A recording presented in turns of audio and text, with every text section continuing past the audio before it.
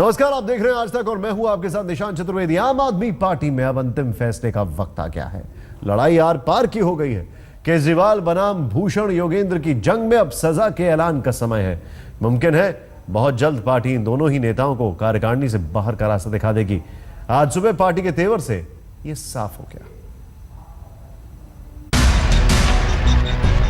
यूं तो अब आम आदमी पार्टी के भीतर का घमासान आम हो चुका है।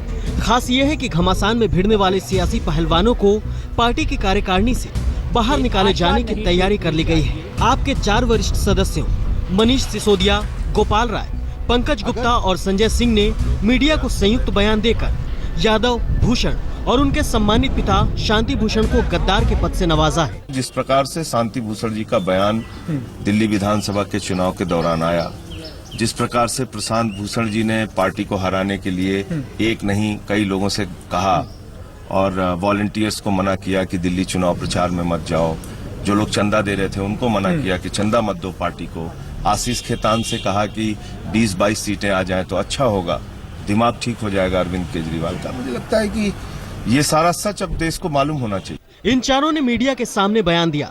पार्टी ने सबसे पहले योगेंद्र प्रशांत को पीएससी से हटाने की वजह बताई और आगे कार्यकारिणी से निकाले जाने का प्लेटफॉर्म तैयार किया। पार्टी ने ये सोचकर पीएससी से हटाने के कारणों को सार्वजनिक नहीं किया कि उससे इन दोनों के व्यक्तित्व पर विपरीत असर पड़ेगा, लेकिन बैठक के बाद मीडिया में लगातार बयान देकर माहौल बनाया जा रहा है जैसे राष्ट्रीय कार्यकारिणी ने अलोकतांत्रिक और गैर जिम्मेदार तरीके से ये फैसला लिया।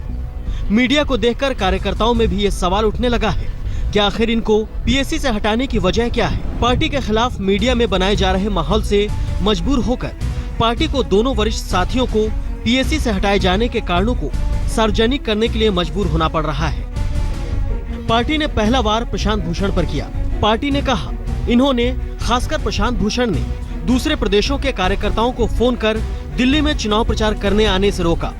प्रशांत जी ने दूसरे प्रदेशों के कार्यकर्ताओं को कहा, मैं भी दिल्ली के चुनाव में प्रचार नहीं कर रहा, आप लोग भी मत आओ। इस बार पार्टी को हराना जरूरी है, तभी अरविंद का दिमाग ठिकाने आएगा। इस बात की पुष्टि अंजलि दमानिया भी कर चुकी हैं कि उनके सामने प्रशांत जी ने मैसूर के कार्यकर्ताओं को ऐसा कहा। प्रशांत भूषण पर कई आरोप लगाने के बाद पार्टी ने योगेंद्र यादव के खिलाफ आरोपों का पुलिंदा खोला। दूसरी तरफ पार्टी के पास तमाम सबूत हैं जो दिखाते हैं कि कैसे अरविंद की छवि को खराब करने के लिए योगेंद्र यादव जी ने अखबारों में निगेटिव खबरें छपवाई।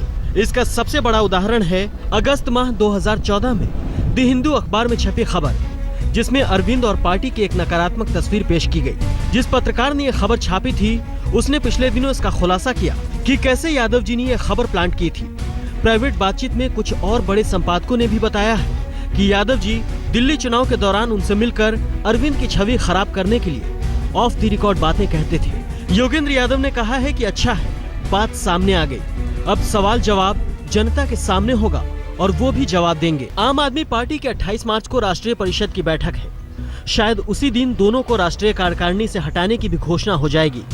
इसके अलावा प्रशांत भूषण को अनुशासन समिति के मुखिया के पद से भी हटाने की तैयारी है। अंकित त्यागी के साथ आज तक ब्यूरो। यानी अभी तक आम आदमी पार्टी में चल रहा था पहले आप, अब पहले हम अटैक मोड में। आम आदमी पार्टी में छिड़ा युद्ध बाहर बैठे लोगों के लिए आमोद प्रमोद का मुद्दा है। बीजेपी से लेकर कांग्रेस तक तंज कस रही है। कोई कह रहा है कि दिल्ली की जनता को सब दिख रहा है, कोई कह रहा है कि इलाज की जरूरत केजरीवाल को नहीं बल्कि पूरे कुनबे को है। मैं दिल्ली की जनता को सलाम करता हूं। दिल्ली के दंगल में सारे सियासी धुरंधरों को पस्त करने वाली आम आदमी पार्टी फिलहाल अपने ही धुरंधरों की कुश्ती से पस्त पड़ी है और चुनाव में मात खाने वाले मजे ले रहे हैं। ये उनके लिए आप पर चुटकियों का मुफीद समय है। पूछते हैं कि सिद्धांत और साफ सुथरी राजनीति का सपना दिखाने वाली पार्टी दिल्ली की जनता को क्या दिखला रही है। वक्तव्य, चिट्ठीबाजी, आरोप प्रति आरोप, रोना धोना, ये सब जो है मीडिया में है, लेकिन जो प्रश्न उनके मूल सिद्धांतों की है, चाहे इंटरनल डेमोक्रेसी हो, चाहे पार्टी कैसे चलनी चाहिए, जो उनके संस्थापकों ने उठाई, उस पर बिल्कुल चुप्पी है। कांग्रेस पार्टी जिसका दिल्ली में सूपड़ा साफ हो गया, वो भी सुझाव पेटिका लिए घूम रही है। मनीष तिवारी कहते हैं कि आम आदमी पार्टी को नेचुरोपैथी से अलग कुछ दूसरी दवा की दरकार है। उनका इशारा शायद एंटीबायोटिक्स की ओर है। आपकी बात आप ही जाने। सत्ता को पचाने के लिए पाचन शक्ति जो है वो बहुत सुदृढ़ होनी चाहिए और उसके लिए कुछ नेचुरोपैथी से ज़्यादा की ज़रूरत पड़े। शाजिया आलमी पूछती हैं कि भला इस बात पर कौन यकीन करेगा कि भूषण और यादव मिलकर आम आदमी पार्टी को दिल्ली में हराना चाहते थे।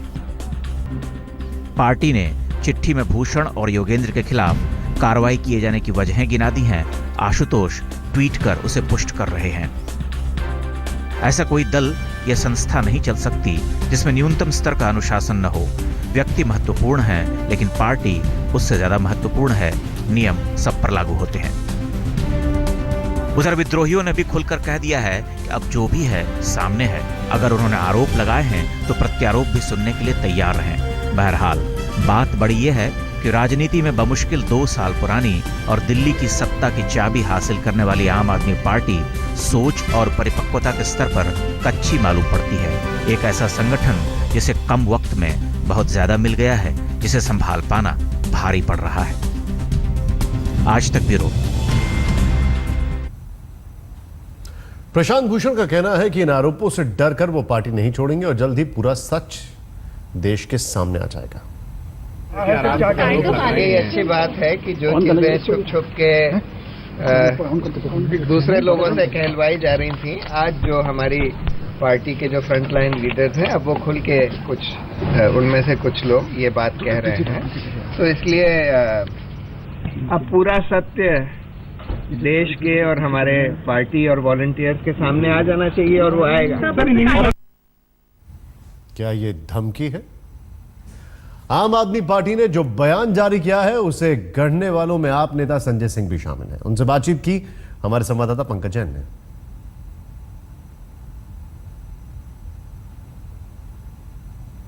हमारे साथ फिलहाल बात करने के लिए खुद संजय सिंह जी हैं।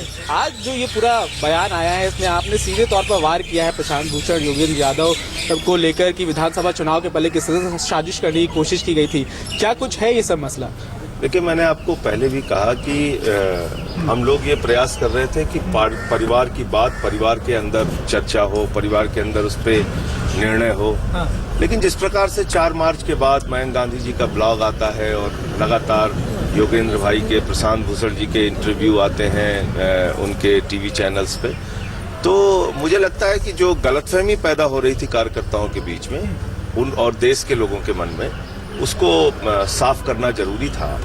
और ये सब कुछ आज से नहीं, पिछले 9 महीने से चल रहा था। लोकसभा चुनाव हारने के बाद लगातार ये सिलसिला चल रहा था। दिल्ली विधानसभा के चुनाव में जब देश के लाखों कार्यकर्ता अपना सब कुछ न्यौछावर करके आम आदमी पार्टी को जिताने में लगे हुए थे, भारतीय जनता पार्टी को रोकने में लगे हुए थे, प्रशांत भूषण जी आम आदमी पार्टी को हराने में लगे हुए थे और इससे तो जीतती भारतीय जनता पार्टी, तो भाजपा को क्यों जिताना चाह रहे थे?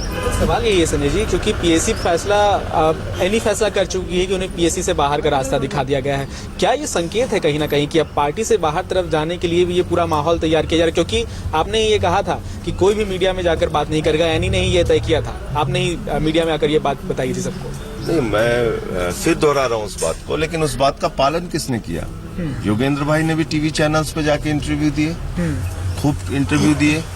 प्रशांत भूषण जी ने भी बयान दिए, इंटरव्यू दिए।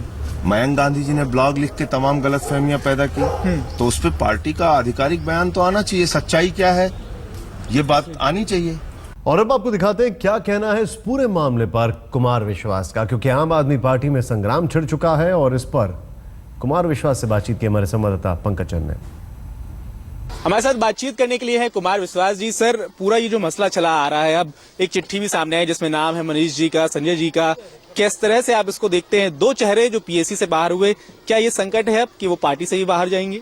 मैंने पहले भी कहा था, मैं लगातार पिछले 8 दिन से ये कह रहा हूँ और उससे 5-7 दिन पहले से प्रयास भी कर रहा हूँ। एक निर्णय हुआ था कि हमको सबको एक थोड़ा शांत रहना है, अपनी प्रतिक्रियाएं बाहर मीडिया में नहीं देनी है। जिम्मेदारियों का रिशफल हुआ है, एनी में कुछ निर्णय हुए हैं। संयोग से मैं ही उस दिन चेयर कर रहा था, तो उस दिन ये निर्णय सर्वसम्मति से सबने लिया था कि सब शांत रहेंगे। लेकिन उसके बाद भी सभी लोग जिस तरह से बोल रहे हैं, ये बहुत दुर्भाग्यपूर्ण है और इससे कार्यकर्ताओं में बहुत गलत संदेश जाता है। मैं अब भी उम्मीद करता हूं कि हमारे तमाम साथी जो वाजिब प्लेटफॉर्म है पार्टी के, वहां इन बातों को उठाएंगे। अगर किसी ने कोई ऐसी बात की है, अनुशासन से ऊपर तो कोई नहीं है, कोई बड़ा नेता हो चाहे छोटा अभी अनुशासन की आप बात कर रहे हैं, अभी भी क्या अनुशासन के लिए आप फैसले लेंगे या फिर निर्णय लिया जा सकता है? निश्चित रूप से मैं अभी भी यही कह रहा हूं कि पार्टी के जो विधिक फोरम है वहां अपनी बात उठाएं, वहां अपनी बात कहें। अभी दोबारा हम बैठ सकते हैं, किसी भी दिन बैठ सकते हैं, पीएससी बैठ सकती है। टोक रहा हूं आपको, लेकिन छोटा सा सवाल मेरा ये है, आपने कहा कि फोरम में बात रखें, आप भी मीडिया के सामने तमाम बातें रख रहे हैं, ये आज जो चिट्ठी आई वक्तव्य आपने सामने रखा है, ये भी तो मीडिया के सामने ही आपने रखा है, ये फोरम में। मैं आपसे वही कह रहा हूं कि पिछले 10 दिनों में आप बता दीजिए मैंने मीडिया में कोई बात ऐसी कही हो जो एनी में क्या हुआ क्या नहीं हुआ। मैं बार बार केवल इतना कह रहा हूं कि पार्टी के जो साथी हैं, चाहे वरिष्ठ हो, चाहे कनिष्ठ हो, चाहे कार्यकर्ता हो, चाहे सोशल नेटवर्किंग के लोग हों, चाहे एनआरआई कम्युनिटी हो, चाहे देश के लोग हों, वो इस बात को ध्यान रखें कि हजारों हजार लाखों लाख करोड़ों करोड़ लोगों के सपने इस आंदोलन से जुड़े हुए हैं।